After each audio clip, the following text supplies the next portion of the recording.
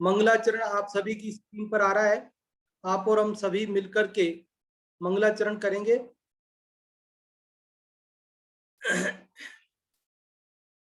तो मंगलाचरण का कहाँ है?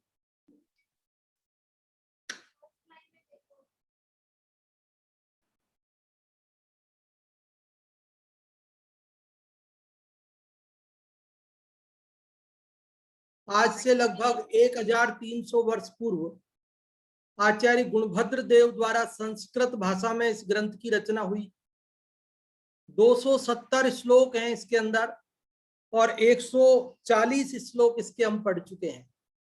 आज हम 141वां श्लोक पढ़ेंगे और 140वें श्लोक में कल हमने ये बात पढ़ी थी कि यदि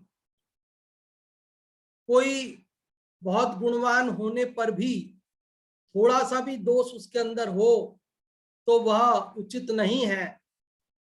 चंद्रमा का दृष्टांत देकर बात कही थी कि हे चंद्रमा, तुम्हारे अंदर जो थोड़ी सी ये कालिमा है, जिस बजाय तो तुम पूरे ही काले होते राहु की तरह, तो किसी को दिखाई नहीं देते, ये तुम्हारी जो रोशनी है, चांदनी है बची हुई, वो चांदनी क्या करती है, उससे क्या फायदा तुमको, बल्कि तुम्हारा जो दोष है, कालिमा है, उसी को दिखाती है दुनिया को।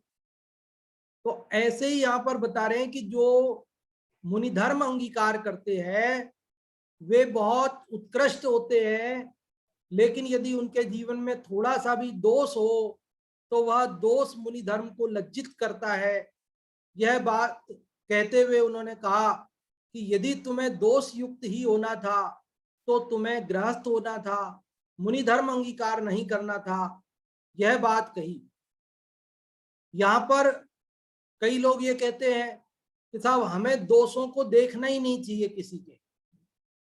आपने ये बात सुनी होगी, लोग ये कहते हैं वह अपने को किसी के दोष देखना नहीं चाहिए। दोष क्यों देखते हो? तो बंधुओं, हम आपको ये बात बताना चाहते हैं कि इस 141वें श्लोक में यही बात बताई जा रही है कि दोष देखना चाहिए या नहीं देखना चाहिए। क्योंकि हम लोग ये सोचते हैं भाई किसी के दोष नहीं देखना चाहिए, लेकिन दोष नहीं देखना या दोष देखना, इसका जवाब आपको इस 141वें श्लोक से मिलेगा। अपन इस 141वें श्लोक को पढ़ते हैं। देखो, जो दोष युक्त रहते हुए भी बड़ा बनना चाहता है, बड़ा कहलाना चाहता है, उस व्यक्ति को इस बात में ऑब्जेक्शन होता है कि तुम दोष क्यों देखते हो, और वो ये बात कहता है कि तुम दोष मत देखो। लेकिन जो व्यक्ति अपनी भूमिका से अधिक बड़प्पन नहीं प्रदर्शित करना चाहता है, अपने दोषों को सचमुच दूर करना चाहता है, उसे क्या ऑब्जेक्शन हो सकता है उसके दोषों को कोई देखे? अरे वो तो ये चाहता है कि सब मेरे दोषों को देखो और मुझे बताओ, मैं उन दोषों को दूर करके निर्दोष परमात्मा बन जाऊं, ऐसी भावना वाला होता है। समझ रहे हैं आप बात को? देखो, जो विद्यार्थी बोर्ड परीक्षा में अच्छे नंबर लाना चाहता है, यदि उसने होमवर्क की कॉपी टीचर से चेक कराई और टीचर ने उस होमवर्क को पढ़ा ही नहीं और सब जगह टिक टिक करके साइन कर दिए, तो वो बोलेगा सर प्लीज आप इसको पढ़ लीजिए, इसको देख लीजिए, इसमें कोई कमी हो तो हमें बता दीजिए। आपने सब राइट राइट कर दिया, देखा कुछ है ही नहीं, मेरी कमियों को निकाला नहीं, तो आगे बोर्ड परीक्षा में मेरे वहां भी गलतियां चली जाएंगी, फिर वहां मैं टॉप कैसे करूंगा? और जो टीचर वहां अच्छी तरह उसके दोषों को देखता है, एक एक मात्रा को देखता है और बराबर लाल गोले लगा देता है, तो वो शिष्य खुश होता है कि चलो मेरी जो कमियां थी यही निकल गई, क्लास में होमवर्क में ही निकल गई, अब कम से कम बोर्ड परीक्षा में वो मेरी गलतियां नहीं जाएंगी और मैं वहां टॉप करूं। समझ रहे हैं मेरी बात को बंधुओं? तो ऐसे ही जो व्यक्ति मोक्ष मार्ग में आगे बढ़ना चाहता है, वह तो ये कहता है कि हाँ मेरे अंदर कोई दोष हो तो देखो और मुझे बताओ, ताकि मैं उन दोषों को दूर करके मुक्ति मार्ग में आगे बढ़ के मोक्ष चला जाऊं, मुक्ति मार्ग में सफल हो जाऊं। लेकिन जो व्यक्ति ये ऑब्जेक्शन करता है कि आप मेरे दोषों को क्यों देखते हो, तुम्हें दोष नहीं देखना चाहिए, वह वास्तव में मुक्ति मार्ग में आगे सफल नहीं हो पाता है। इसलिए इस बात का बड़ा ही सुंदर उदाहरण सहित ये बात 141वें श्लोक में समझाते हैं आचार्य गुणभद्र देव। देखो, एक एक बात बहुत महत्वपूर्ण है। यद्यपि ये मुनि धर्म की अपेक्षा से बात चल रही है, लेकिन हम अपनी भूमिका में भी इस बात को लागू करेंगे। हमारे जीवन में भी कोई दोष नहीं होना चाहिए। हमारे दोष हों तो उनको कोई दोष बताता है तो हमें उसका बुरा नहीं मानना चाहिए, हमें उन दोषों को दूर करना चाहिए। और ये बात अपन अपनी अपेक्षा से भी विस्तार से अभी करेंगे। एक बार आपको संस्कृत से श्लोक दिखाते हैं। देखो, ये इनके दर्शन करना भी महापुण्य से होता है। अभी श्रुत पंचमी गई है ना, परसों ही, तो हम लोग महाभाग्यशाली हैं कि हमारे लिए ये मूल ग्रंथों के आज से 1300 वर्ष पूर्व लिखे हुआ श्लोक आज हमें देखने मिलता है, और वो भी हमें शुद्ध रूप से और आधुनिक रूप से हमारे ये रंग बिरंगे रूप में हमारे को देखने को मिल रहा है। हमारे को ये कितना भाग्य समझना चाहिए, पुण्य समझना चाहिए कि जो आचार्य गुणभद्र देव लिख कर गए, आज हम उसके दर्शन कर पा रहे हैं। देखो, दर्शन करना भी महापुण्य बंध का कारण है, और फिर अर्थ समझ में आ जाए तो बहुत बड़ी बात है, जीवन में उतर जाए तो और बड़ी बात है। लेकिन कदाचित अर्थ समझ में ना भी आवे, लेकिन शांत परिणामों से जो भद्र परिणामी जीव सुनते भी हैं तो भी बहुत पुण्य का अर्जन करते हैं। देखो, पढ़ते हैं, बहुत ही प्यारी लय होती है इसकी, शार्दूल विक्रीडित छंद है। दोषान कांचन तान प्रवर्तक तया प्रच्छाद्य गच्छत्ययम् सार्धम तै सहसा म्रियेद् यदि गुरु पश्चात् करोत्येष किम तस्मान् मे न गुरुर्गुरुर्गुरुतरान् कृत्वा लघुंश्च स्फुटम् ब्रूते यः सततं समीक्ष निपुणं सोऽयं खलः सद्गुरुः। दोष प्रवर्तन इच्छा से यदि शिष्य दोष को गुरु ढकता, दोष सहित हो मरण शिष्य का, तो फिर गुरु क्या कर सकता। अतः हमारा नहीं तैसी दोष ढांकने वाला गुरु, अल्प दोष को अतिशय कहने वाला दुर्जन सच्चा गुरु। देखो क्या कह रहे इस श्लोक के अंदर। इस श्लोक के अंदर ये कह रहे हैं, इसका शीर्षक है दोष बताने वाले दुर्जन भी हितकारी हैं। समझ में आती है बातें? कितने हमारे लिए मार्गदर्शक हैं ये श्लोक। हमारे को ये बता रहे हैं कि जो गुरु होकर हमारे दोषों को नहीं बताता है, वो गुरु हमारा गुरु नहीं है। और जो दुर्जन व्यक्ति भी हमारे दोषों को हमको बताता है, वो दुर्जन हमारा सच्चा गुरु है। देखो, बहुत विशुद्धि चाहिए, ऐसा बनने के लिए बहुत विशुद्धि चाहिए कि कोई दुर्जन हमारे दुर्गुणों को बताए और हम उसे अपना गुरु स्वीकार कर लें। इसके लिए बहुत कसायों की मंदता चाहिए, बहुत विशुद्धि चाहिए।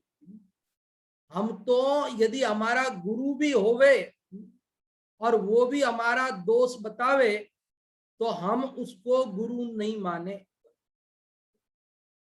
हमारे माता पिता भी हमारे दोष बताएं तो हम उनको अपना शत्रु समझने लगते हैं। हमारा मित्र, हमारा भाई, हमारी बहन यदि हमारे दोषों को हमें बताए तो हम उसको अपना शत्रु समझने लगते हैं, अपना बैरी समझने लगते हैं, क्योंकि हमारी कसाई की इतनी तीव्रता है ना कि हम दोष युक्त ही बने रहना चाहते हैं, और दोष रहें पर किसी को दिखे नहीं, हम उनको छिपाना चाहते हैं, और कोई देख लेवे और कह देवे तो हम उसका बुरा मानने लगते हैं।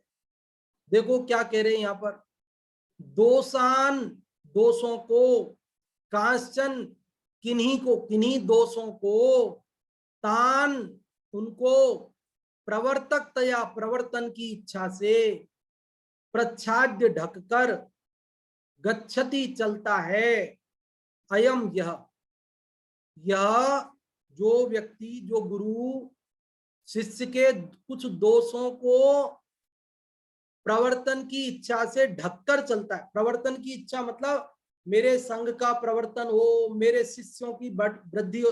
आज मैं दोष बताऊंगा तो शिष्य मेरे संघ को छोड़ के चले जाएंगे, फिर मेरा संघ छोटा रह जाएगा। तो अभी मैं सोचने लगूं कि मैं आप श्रोताओं की कमियां बताने लगूंगा तो कल से आप सुनने नहीं आएंगे, तो मेरे श्रोता घट जाएंगे। यदि मैं ऐसा सोचकर आपके कमियों को ना बताऊं तो मैं दोषी हूं, लेकिन यदि मैं आपके दोषों को बताऊं तो मैं सचमुच गुरु कहलाने के लायक हूं। ये बात यहां कहना चाह रहे हैं। क्या कह रहे हैं कि जो गुरु अपने शिष्य के दोषों को ढक करके चलता है, ये सोच लेता है कि एक बार शिष्यों को आने तो दो, एक बार संख्या बढ़ने तो दो, बाद में बता देंगे दोषों को। अरे बाद में बता दोगे तुमने तो सोच लिया, लेकिन उसकी इसी बीच में आयु पूरी हो गई तो क्या कह रहे,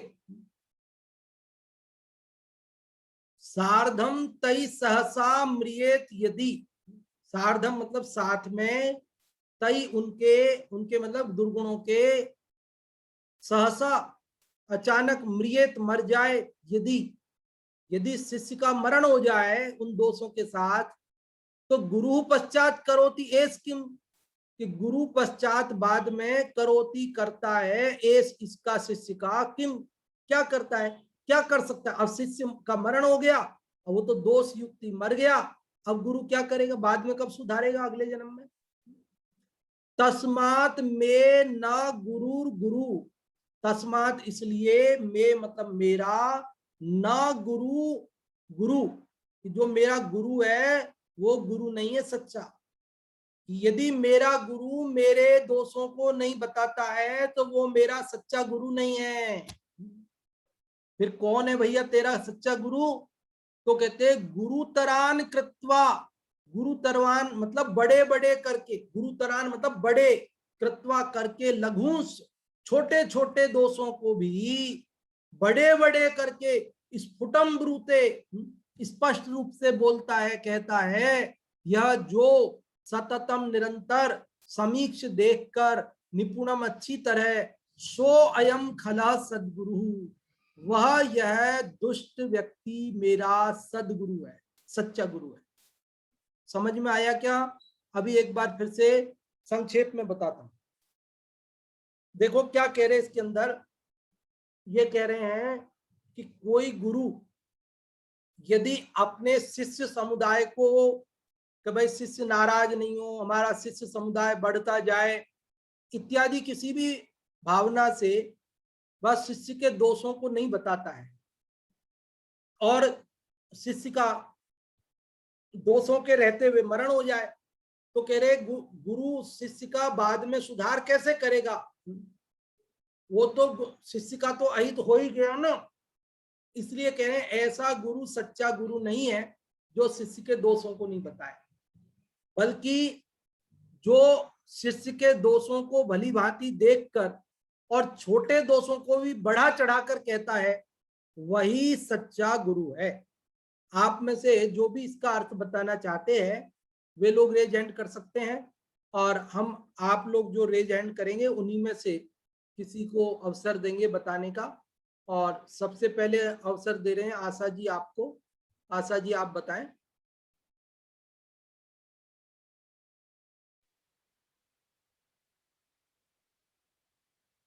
दोषान कांचन तान प्रवर्तकतया प्रच्छान गच्छत्ययम्। जो गुरु अपने शिष्य के दोषों को ढककर चलता है, सार्धम तय संस्था म्रियेद्यति गुरु पश्चात करोत्येष किम। अगर साथ में वह शिष्य अचानक मरण को प्राप्त होता है तो वह गुरु उसका क्या कर सकता है। तस्मान में न गुरु तरान कृत्वा लघुश्च स्फुटम। इसलिए वह मेरा गुरु नहीं है जो छोटे छोटे दोषों को बड़े बड़े कर देखता है, वही मेरा सच्चा गुरु है।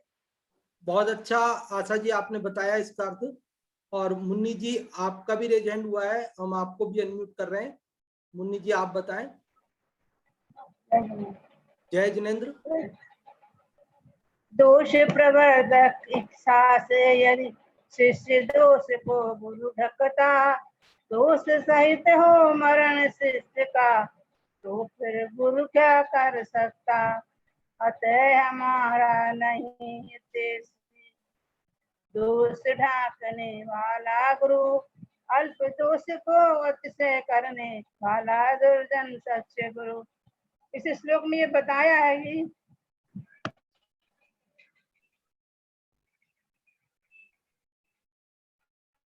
हाँ जी एक मिनट। हाँ इस श्लोक में ये बताया है कि दोष जो गुरु होते हैं वैसे दोषों शिष्यों के दोष ढकते रहे तो दोष का शिष्य का तो बुराई होने वाला है।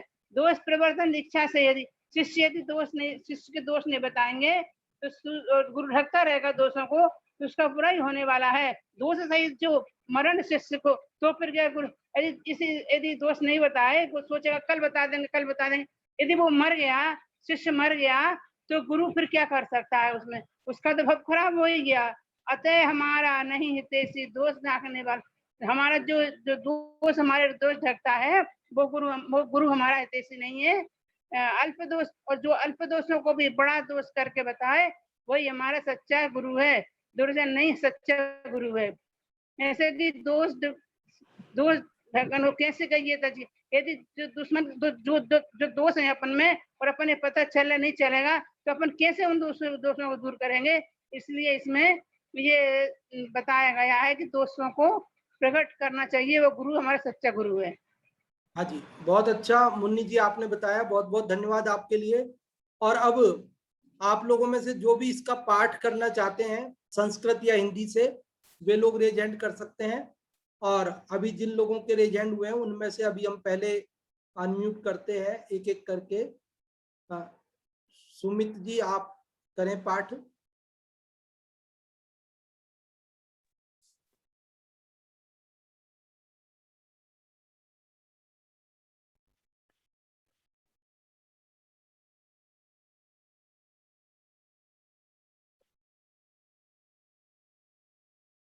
हाँ जी, आवाज नहीं आ रही, आप अनम्यूट तो हो गए लेकिन आवाज नहीं आ रही। नेटवर्क की प्रॉब्लम है क्या?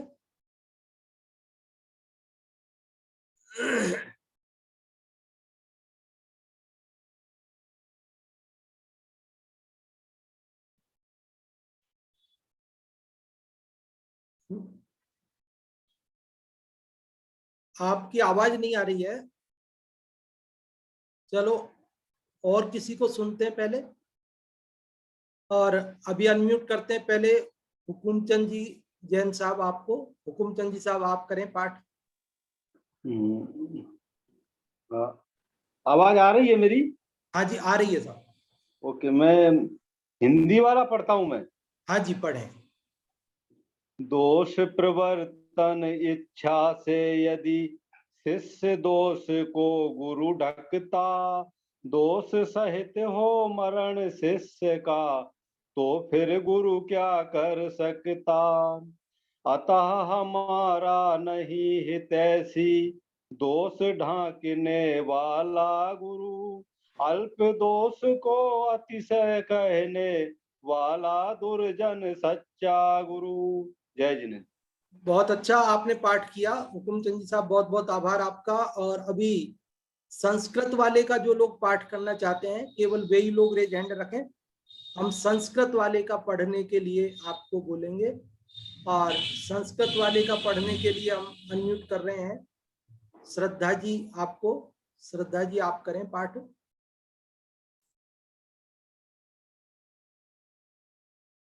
श्रद्धा जी एक मिनट वापस है। अच्छा नीचे हो। अच्छा और किसी को करते हैं? नीलम जी आपको किया है अनम्यूट। हाँ नीलम जी आप करें पाठ।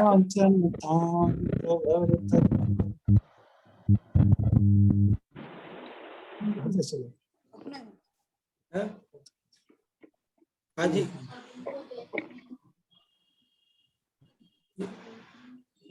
दोषान् काञ्चन तान् प्रवर्तकतया प्रच्छादिगच्छत्ययम् सार्धं ते सहसा म्रियेद्यदि गुरु पश्चात् करोत्येष किम् नान्ये गुरुतरा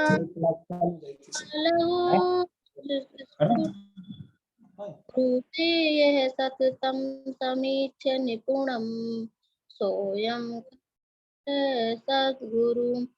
एक बार वापस से और करती हूँ।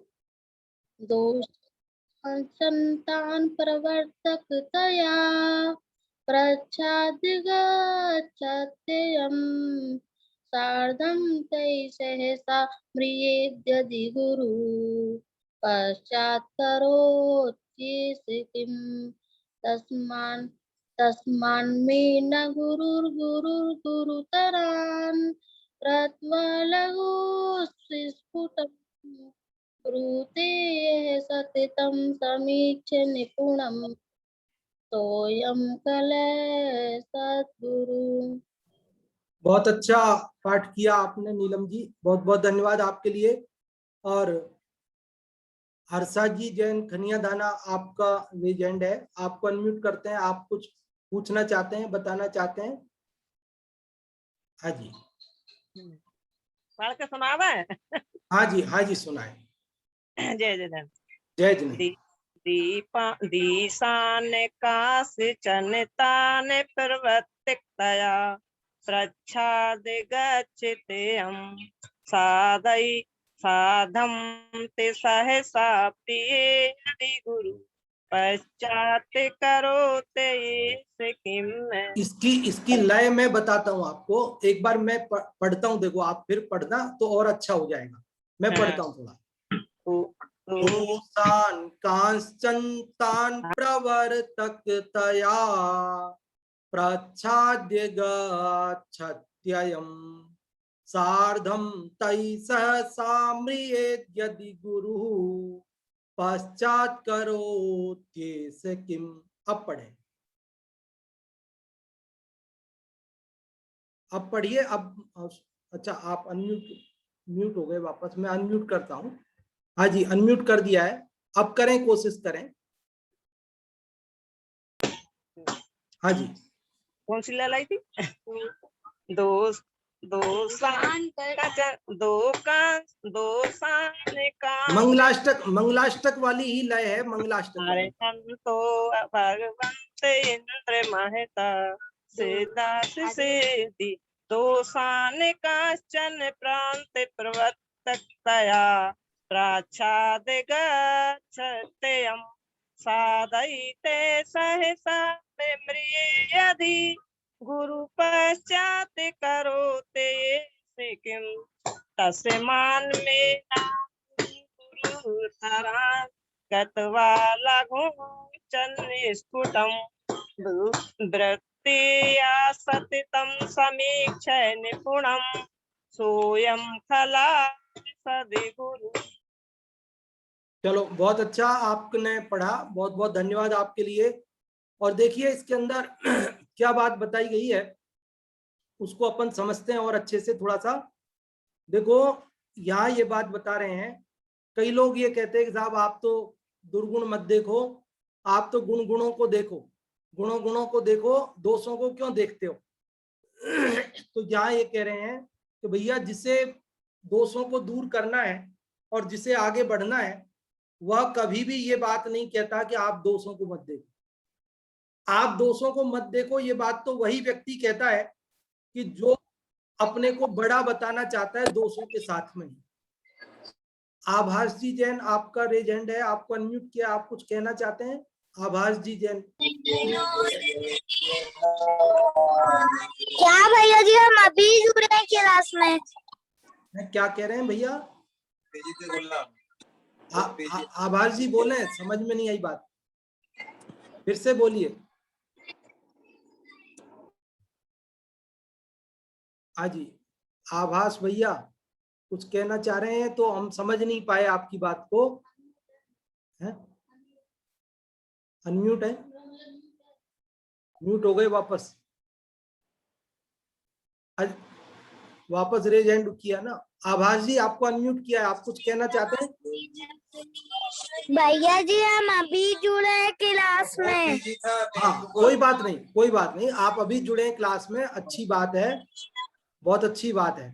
हाँ जी, तो बात ये चल रही है कि जो गुरु होकर भी और अपने शिष्यों के दोषों को ढकते हैं, बताते नहीं हैं, वे ये सोचते हैं कि यदि हम शिष्यों के दोषों को बताएंगे तो शिष्य हमारा संग छोड़कर चले जाएंगे, हमारे शिष्यों की संख्या कम हो जाएगी और लोक में हमारा जो बड़प्पन है वो कम हो जाएगा, और इसलिए वे शिष्यों को, दोष युक्त शिष्यों को ही अपने साथ रखते हैं, अपने संग को बढ़ाने आदि अन्य किसी भी भावना से। तो यहाँ कह रहे हैं कि वे सच्चे गुरु नहीं है, बल्कि जो दोषों को बताता है ऐसा दुर्जन सच्चा गुरु है। अब यहाँ बात यह है, क्या दुर्जन सच्चा गुरु है क्या?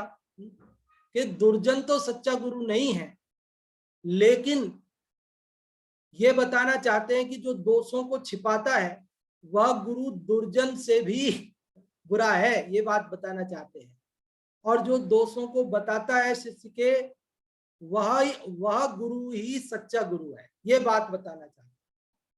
अब आप में से कोई ये कह सकते हैं कि साहब यदि हम दोष देखेंगे, दोष बताएंगे तो इससे तो किसी को बुरा लगेगा और इससे तो हमारे पाप का बंध होगा। तो यहाँ कहते हैं यदि हम दोषों को ईर्ष्या भावना से देखें, उसकी निंदा करने की अपेक्षा से देखें, कहें, तब तो हमें पाप लगेगा।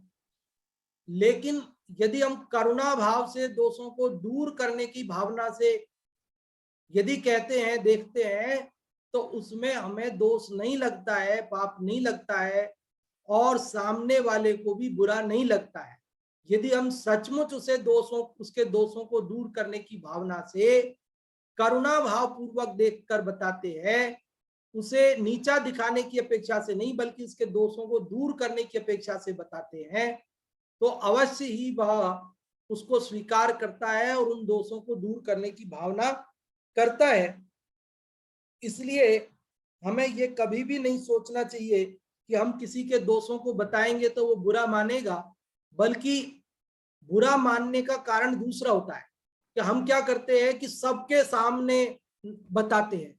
अरे एकांत में उसे बताएंगे तो वो अवश्य ही अपने दोषों को सुधार करेगा। और यदि कोई हमारे दोषों को हमें एकांत में नहीं बताकर सबके सामने भी बता दे तो भी हमें बुरा नहीं मानना, क्योंकि हमें तो उन दोषों को दूर करना है। उसने एकांत में नहीं सही, भले सबके सामने बताया, बताने दो, क्या फर्क पड़ गया, हम उनको दूर कर देंगे ना, दूर कर देंगे फिर तो नहीं रहेंगे वो दोष हमारे अंदर। देखो कबीर दास ने भी ये बात लिखी है। कबीर दास ने क्या लिखी है? निंदक नियरे राखिए, आंगन कुटी छवाए, बिन पानी साबुन बिना निर्मल करे सुभाए। कि निंदक नियरे राखी। वो कह रहे हैं कबीरदास जी कि भैया निंदक व्यक्ति मतलब जो तुम्हारी निंदा करता है, निंदा करता है मतलब तुम्हारे दोषों को बताता है, दोषों को कहता है, उस व्यक्ति को आप नियरे मतलब अपने समीप रखिए, अपने पास में रखिए, और नहीं तो अपने घर में ही एक कमरा उसके लिए बना लो, उसको अपने घर में ही बुला लो, उसको रख लो वहीं। आंगन कुटी छवाए, अपने घर के आंगन में एक कुटिया, एक कमरा उसके लिए भी बनाओ। जैसे आजकल बड़े लोग अपने घर के कैंपस में एक सर्वेंट रूम बनाते हैं, हमारा नौकर यहाँ रहेगा, क्योंकि नौकर का अगर वहां कमरा नहीं होगा तो वो तो सुबह आएगा शाम को चला जाएगा, लेकिन रात को काम पड़ेगा तो कौन आएगा। तो 24 घंटे सेवा लेने के लिए सर्वेंट रूम बनाते लोग, अपने यहाँ नौकर को रखते हैं, अलग से उसके लिए क्वार्टर बनाते। तो यहाँ ये बता रहे हैं कि आप एक निंदा करने वाले व्यक्ति को भी अपने को यहाँ क्वार्टर बना करके उसको अपने यहाँ रखो। ताकि क्यों रखें? तो भैया वो पास में रहेगा ना, तुम्हारे दोषों को अच्छी तरह देख पाएगा, और अच्छी तरह देख करके कह देगा, तो कह देगा तो तुम्हें बुरा लगेगा ना, तो तुम उनको दूर कर लोगे, तो दूर कर लोगे तो तुम निर्मल हो जाओगे। कि बिन पानी साबुन बिना निर्मल करे सुभाए, कि न तो पानी लगा और न साबुन लगा और हमारा स्वभाव निर्मल हो गया, हमारे दोष रूपी मैल धुल गया और हमारे निर्मल स्वभाव हो गया। इसलिए कह रहे हैं कि भाई निंदक व्यक्ति को आप अपने पास रखो। ये कबीरदास जी वगैरह ये सब जो भक्ति काल के हमारे संत कवि हुए हैं, और इन्होंने जितने भी ये नीति के वचन कहे हैं, ये सब हमारे जैनाचार्यों की देन है। ये आत्मानुशासन की देख लो, हर बात आगे सब संत कवियों में मिल रही है। भाई साहब ने बताया था, विसागर जी ने अभी जो शिविर हुआ था उसमें, कि परमात्म प्रकाश योगिंदु देव की रचना और उनके ही अपभ्रंश की जो रचना है, इन अपभ्रंश कवियों के कारण ही ये संत साहित्य है सारा का सारा। जो आज संत साहित्य मिलता है भक्ति काल के कवियों का, ये सब अपभ्रंश साहित्य की देन है। जो ये योगिंदु देव आदि हुए, इन्होंने जो नीति के वचन कहे, यही सब बातें वहां आगे चलती है। अपन ने उसमें जब योग सार में पढ़ा था तब भी वो सब चर्चाएं आई थी। अभी यहाँ पर भी ये जो श्लोक, तो अब देखो ये तो हो गई बात कॉमन कि सब लोगों के लिए, लेकिन हमें अपने लिए क्या समझना कि अपने जीवन में ये रखना कि कोई हमारे दोष बताए तो सबसे पहले ये देखो कि ये जो बता रहा है वो दोष मेरे अंदर है या नहीं। पहले तो ये विचार करो सचमुच में है कि झूठा बता रहा है ही नहीं और वैसे ही कह रहा है। अगर वो दोष मेरे अंदर है ही नहीं और वो कह रहा है तो कोई चिंता की बात नहीं है। ठीक है, मेरे अंदर है नहीं तो उसकी जबान झूठी हुई, क्योंकि जो चीज मेरे अंदर है ही नहीं उसको कह रहा है, कहने तो मुझे क्या फर्क पड़ रहा है। और यदि सचमुच वो दोष मेरे अंदर है तो फिर मुझे उस दोष को दूर कर लेना चाहिए, ताकि मेरा दोष दूर हो जाएगा और उसको कहने का मौका नहीं मिलेगा। और फिर भी कहेगा तो लोग कहेंगे तो ये तो दोष है ही नहीं, अब तो पहले था लेकिन अब तो हट गया वो दोष, अब तो उसने डिलीट कर दिया उसको, अपने स्वभाव में से हटा दिया उसको, अब है ही नहीं, वो दोष निर्दोष हो गया है। ऐसे ही देखो इस बात को आज हमको स्वीकार करना, जीवन में उतारना बड़ा कठिन है, क्योंकि हमारी मान कसाय बहुत अधिक है।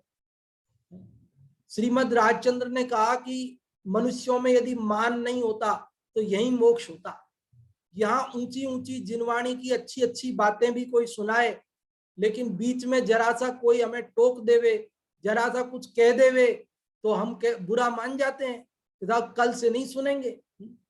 लेकिन यहाँ तो कह रहे भैया कोई दोष बताए तो खूब सुनना, और बल्कि उसे कहना बढ़ा चढ़ा के बताओ हमारे दोषों को, ताकि हम उन्हें दूर कर सकें। ऐसे ही देखो गुरु मतलब बड़ा भी होता है, तो अपने से बड़े, अपने भाई बहन, माता पिता, समाजजन, चाचा ताऊ, कोई भी यदि हमारे दोषों को कहता है, बताता है, तो हमें बुरा नहीं मानना चाहिए। आजकल के बच्चे क्या करते हैं, हम लोग क्या करते हैं कि कोई हमारे दोस्त बताए तो हम उसे अपना शत्रु समझने लगते हैं। हमारे चाचा हो, हमारे ताऊ हो, हमारा बड़ा भाई हो और हमारे दोस्तों को कहे तो हम तो उससे बात ही करना बंद कर देते हैं और हम कहते हैं कि वो तो हमारी बुराई करते हैं। अरे भैया, पहले देखो कि वो सच्ची बुराई कर रहे हैं कि झूठी कर रहे हैं, वो दोस्त तेरे अंदर है कि नहीं है, और यदि है तो तुझे रंच मात्र भी बुरा मानने की जरूरत नहीं है। अरे एहसान मानो उनका कि वे स्वयं बुरे बन के तुम्हारा हित कर रहे हैं। देखो, वो हमारे दोस्त बता रहे हैं ना, हमें बुरा लग रहा है, तो वे तो बुरे बन रहे हैं हमारे, लेकिन वे बुरे बन के भी हमारे दोषों को दूर करना चाहते हैं। हमारे कितने बड़े हितैषी हैं, ये बात हमें समझना चाहिए। क्योंकि उन्हें क्या पड़ी है, वे भला भला कह देंगे, दोषों की बात नहीं करेंगे, तो वे तो भले तो बन जाएंगे, लेकिन हमारे दोष कैसे दूर होंगे। इसलिए इस बात को बहुत अच्छे से हमें समझने की जरूरत है। अगर हम समझेंगे तो इस लोक में भी सफल होंगे और परलोक में भी सफल होंगे। लौकिक मार्ग में और पारलौकिक मार्ग में दोनों में सफलता हासिल करनी है तो दोषों को कहने वाले को आप बुरा नहीं मानो, बल्कि उसको अपना गुरु समझो, सच्चा हितैषी समझो। ये प्रेरणा देने वाला यह श्लोक अभी हमने पढ़ा और अभी 5 मिनट है अपने पास। हम चाहेंगे कि आप लोग बताएं, ये 141वां श्लोक जो अभी अपन ने पढ़ा, इसका सार बताएं कि आप क्या समझे, इसमें क्या चर्चा आई, आपको क्या बात समझ में आई, या कोई बात आपको पूछनी हो, कोई बात समझ में नहीं आई हो तो भी आप पूछ सकते हैं, कोई बात कहना हो आपको तो आप कह सकते हैं। जो भी लोग बताना चाहते हैं रेज हैंड करें, तो जो लोग रेज हैंड करेंगे उन्हीं में से हम किसी एक को बताने का अवसर देंगे। हाँ जी, और छोटे छोटे प्रश्न बना करके भी हम पूछ लेते हैं आपको, ताकि आप लोग आसानी से बता सकें। पूरा बताने में यदि आपको दिक्कत हो तो छोटे प्रश्न बना करके भी हम पूछेंगे एक आध। अभी हम पहले हर्षिता से सुनते हैं, हर्षिता बताएंगी। जय जिनेन्द्र। अभी हमने ये समझा कि यदि कोई हमारे गुरु भी हो और वे किसी भी कारणवश, कोई भी उनका कारण रहा हो और वे हमारे दोषों को यदि नहीं बताते हैं और हमें वो सोचते हैं कि बाद में बता देंगे और उस वक्त नहीं बताते हैं और वे नहीं बता पाते हैं, तो वो गलत है। मतलब उन्हें दोष बताने चाहिए, क्योंकि जब हमें दोष पता होंगे तभी तो हम उनका समाधान करेंगे, उनको दूर करेंगे। तो इसीलिए यहाँ पे आचार्य देव ने कहा कि उन गुरु से अच्छे तो वे दुर्जन हैं जो हमारे दोषों को, छोटे दोषों को भी बताते हैं और उनको और बड़ा करके बताते हैं। ऐसे दुर्जन को भी हमें गुरु मान लेना चाहिए। क्यों? क्योंकि वे हमारे दोषों को बता रहे हैं और हमारे दोषों को दूर करने में हमारी हेल्प कर रहे हैं। तो इससे हमें यही पता चला कि दोषों को जो बताए उसे हमें अपना शत्रु नहीं समझना चाहिए, बल्कि हमारा हितैषी जानकर उन दोषों को दूर करना चाहिए। बहुत अच्छा हर्षिता जी आपने बताया। और अभी हर्षा जी जैन खनिया दाना, आपकी जो आईडी है उसे अनम्यूट किया है। हाँ जी, आप बताएं। इसमें जी आया है कि जो कोई व्यक्ति है और गुरु उसके दोषों को छिपाता है, गुरु उसके दोषों को छिपाता है और उसका यदि वो कह नहीं सकता है और मरण हो जाए तो वो गुरु क्या काम का, सच्चा गुरु नहीं है। और जो गुरु अपने दोष प्रकट करता है और वो छिपाता नहीं है तो वो गुरु सच्चा गुरु है और वो सच्चा गुरु के वहां में आएगा। हाँ जी, बहुत अच्छा आपने बताया कि जो हमारे दोषों को छुपाता है, नहीं बताता है, वो सच्चा गुरु नहीं है, बल्कि जो हमारे दोषों को बताता है वही हमारा सच्चा गुरु है। ऋतु जी जैन उदयपुर, आपको अनम्यूट किया है। ऋतु जी जैन, आप बताएं। जय जिनेन्द्र। इस श्लोक में ये बताया है कि जो गुरु है अपने दोष नहीं बताता है, वो यूं कहता है कि मैं उसको बाद में बता दूंगा और उसका मरण काल आ जाए तो फिर वो बता ही नहीं सकता है। और जो दुर्जन है वो अपने दोष बता देता है, क्योंकि उसमें ईर्ष्या प्रवृत्ति अपने है ना दुर्जन अपनी गलतियां भी बता देता है और बढ़ा चढ़ा के बताता है। उसको अपना हितैषी मानना चाहिए, क्योंकि उसने फिर अपने उसको निकालने की कोशिश करना चाहिए। जी नहीं।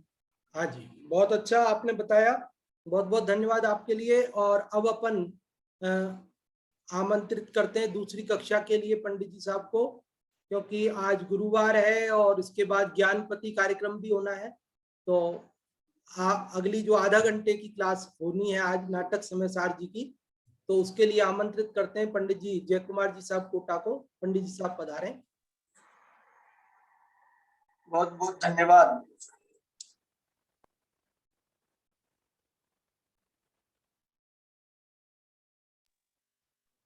बहुत सुंदर कक्षा आपकी यहाँ पर अभी